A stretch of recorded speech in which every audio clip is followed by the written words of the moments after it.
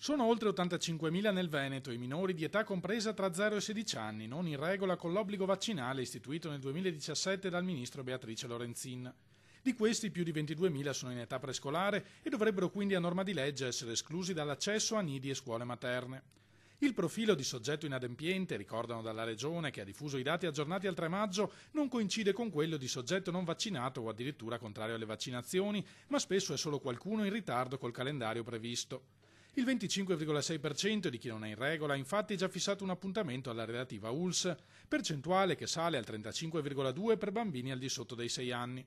Tra questi ultimi sono dunque circa 14.000 quelli che non hanno né le carte in regola né un appuntamento col medico. Quando la Regione ha emanato un decreto, poi bocciato, per consentire a tutti di terminare l'anno scolastico, ricorda il governatore Luca Zaia, siamo stati accusati di essere antivaccinisti. Ora, tra una proroga e l'altra, si sta arrivando allo stesso risultato. Mi hanno dato dell'untore. La verità è che nella legge Lorenzin dai 0 ai 6 anni, e quindi la scuola dell'infanzia, se non sei vaccinato il bimbo deve essere messo in strada. Da 6 a 16 anni, se non sei vaccinato, puoi tranquillamente continuare ad andare a scuola. Quindi se non è un problema da 6 a 16 anni andare a scuola da non vaccinati, non capisco perché lo debba essere per i bimbi piccoli. Portiamo questi bimbi a fine anno scolastico, la si chiuda così, dopodiché a settembre si deciderà nelle iscrizioni.